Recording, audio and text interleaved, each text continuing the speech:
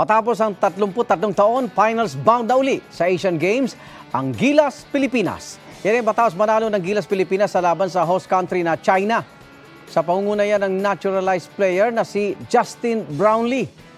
Natapos ang laro sa score na 77-76. Makakaharap ng Gilas ang Jordan para sa gold medal match bukas.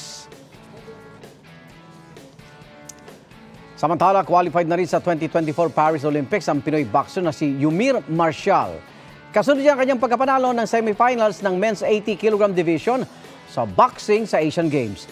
Nagwagi siya via knockout laban sa boksingero ng Syria. Makakalaban niya ang China sa finals ngayong araw. Si Marcial ang ika-4 na Pilipinong lalaban sa Olympics. Kasunod ni EJ Obiena para sa pole vaulting at ni Carlos Yulo at Alea Finegan para sa gymnastic. Igan, mauna ka sa mga balita. Mag-subscribe sa GMA Integrated News sa YouTube. Sa mga kapuso abroad, subaybayan nyo kami sa GMA Pinoy TV at sa www.gmanews.tv.